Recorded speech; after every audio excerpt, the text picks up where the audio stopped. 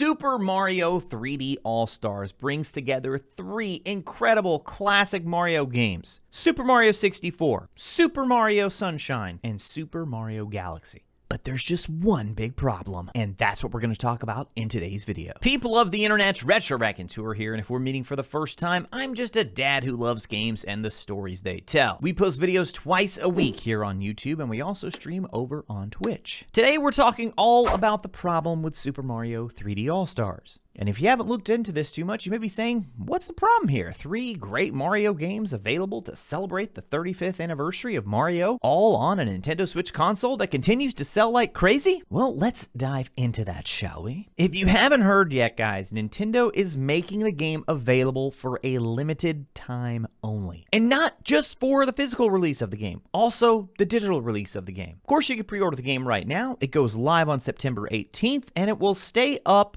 according to Nintendo, through March 2021. Here it is straight from Nintendo. Please note, Super Mario 3D All-Stars will be available as a limited run retail edition and a digital edition that is available for a limited time until the end of March 2021. Once the digital edition has been purchased on your Nintendo account, it can be re-downloaded and played if deleted from your device. So let's talk about this. First off, I want to try and see if we can get inside Nintendo's head for a bit. Let's see if we can understand why would they do this. Then I want to explain how I think this really does hurt gamers. And finally, I want to tell you guys what we can do about it. In terms of why would Nintendo be doing this? Well, first of all, they're no strangers to creating artificial demand by limiting supply. You decrease the supply, so demand increases. I mean, all you have to do is look back at the Nintendo Wii and see how hard that thing was to get. Combined with great marketing, combined with a solid, fun, innovative system, the demand for the thing went crazy. And there's just something in our human nature when we want something and we can't get it, it makes us want it even more. And that's exactly what happened with the Nintendo Wii. So maybe they're trying to increase demand, which will thus increase sales? But here's the problem with that line of thinking when it comes to Mario 3D All-Stars. And that is, Nintendo games don't have a problem selling on the Switch, especially first-party ones. And especially ones that involve Mario. Mario games are a goldmine on the Switch. I mean, if you just take a look at the top 10 list, you've got Mario Kart 8, Super Mario Odyssey, Super Mario Party, and New Super Mario Bros. U Deluxe, all in the top 10 selling Switch games of all time as of June 2020. So in the long run, I think this is actually going to hurt their sales. Nintendo games have always had long legs where they sell year after year after year until they stop making them. And here's the thing, Nintendo has people way smarter than me at the helm, so they know this. So now we go back to our question, why are they doing this? If it's not for sales, why would they intentionally limit the game?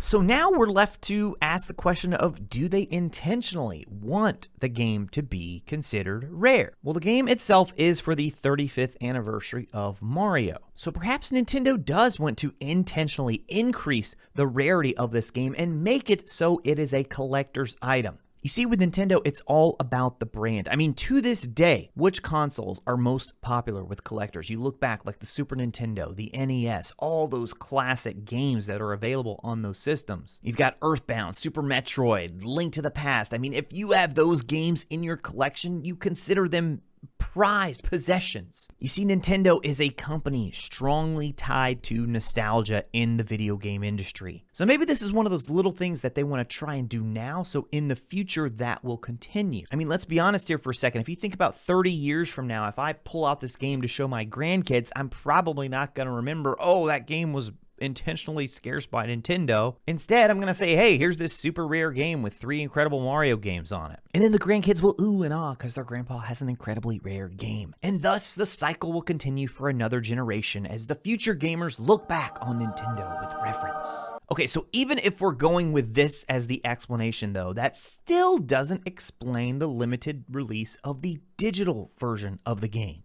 I have to admit, I struggle to come up with an explanation on this one. I do. Let me know down in the comments. I truly want to know what you think about this. What do you think is the reason? Why would Nintendo be doing this? If it's not for sales, if it's not for more money, what is the point here? I mean, maybe they're planning to release all of the games separately at a later date? Would they be planning to release another version that only runs on the rumored 4K Nintendo Switch? I could almost understand if they're going to release them as standalone games, but again, that'd be a little bit shady that they wouldn't just be honest and say that up front, hey, these are going to be available on their own at some point, but right now, we're releasing them together in this special 35th anniversary package. In fact, little suggestion here, if Nintendo wanted this to be a special collector's item, why not just release a special edition of the game? You know, do the steel book, do the little collectibles, and have a limited run of that version, but still give everyone else this version that we could buy at any point. Even if you accept any of these reasons I've given here, I still don't think it makes any of it right. If somehow, some way a Nintendo exec stumbles into this video, let me be clear, this is not right to your fans. Let me try and explain how this hurts the people that you should care about the most, your most diehard, dedicated fans. First, let's consider the fans who are going to buy a Nintendo Switch in the future. Let's say April of next year. You're essentially telling those fans that the only way they'll ever be able to buy this game, wait a second, I think I figured it out. What if they're doing this not to build up sales of the game, but to build up sales of the console before they release the Nintendo Switch 4K that we keep hearing about next year? But that doesn't make sense either. The Switch is selling like crazy. They can't keep the thing in stock. Okay, again, back to how it's hurting the fans. For anyone who purchases a Nintendo Switch for the first time in April of next year, the only way that you'll be able to buy this game is if you go to eBay, where I'm sure by that point the prices will be sky high. I kid you not, guys. It's crazy. You can go on eBay right now, while the game is still available to pre-order, mind you, and there are already people trying to sell copies for higher than the retail price. I don't even want to show them here, but trust me, they're there. Just think about how crazy this is going to be once March rolls around and Nintendo actually stops selling the game. They're essentially telling all the future Switch owners, hey, we'd rather you go buy on eBay from scalpers where the prices are sky high instead of buying directly from us. Again, where we could have the game digitally. You don't even have to pay for box and shipping and all that. Secondly, you're not only hurting the future Switch owners, you're hurting the current Switch owners by forcing on us this fear of missing out. Look, I consider myself to be very fortunate right now that I still have the disposable income to buy video games. But we're in the middle of a pandemic right now, and there are a lot of folks out there who are facing hard decisions with their finances as they come to grips with losing jobs. And sure, you've got 6 months, but still, that creates this sense of urgency that you have to go out and buy this right now if you ever want to have a chance at playing this. And I don't know, it just kind of rubs me the wrong way that it's happening right now of all times. And just to make sure I'm completely fair to Nintendo here, all games are a limited time release if you really think about it. I mean, you can't go into a Best Buy today and buy N64 games. There is a limited shelf life for pretty much any product. But I also think we can all agree that this is something very, very different. So what, if anything, can we fans do about this? Look, I'm not going to tell you to vote with your wallet here and not buy the game because I realize it's an incredible game that a lot of people want to play. To be completely transparent here, I put a pre-order link on my last video and I have already pre-ordered the game. So I would never tell people don't buy the game. If some of you out there feel strongly enough about it and do decide not to buy the game, then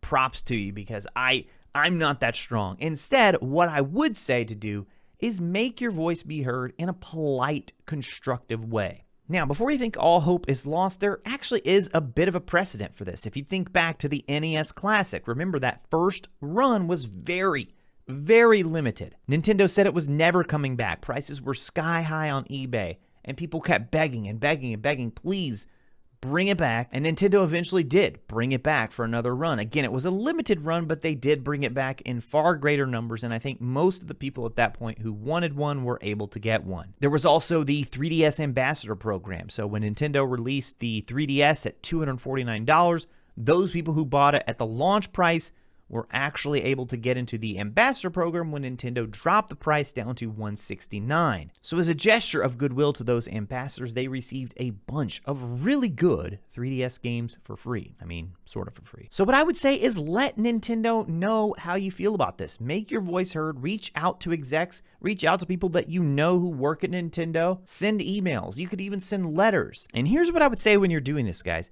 Be very constructive, be very polite, explain your positioning, explain why you feel that it hurts current Switch owners and future Switch owners, and explicitly state what you want to see happen. And for me, I think that is we want this game to be treated as a regular release and not as a limited time release. And if Nintendo, even after hearing us say this, says, no, we want this to be a special edition of the game, then at least let us continue to buy the digital version even after the physical version is phased out. And guys, I definitely do want to hear back from you on this. I seriously mean that. Let me know what you think down in the comments below. I appreciate you watching as always, and I'll talk to you again soon.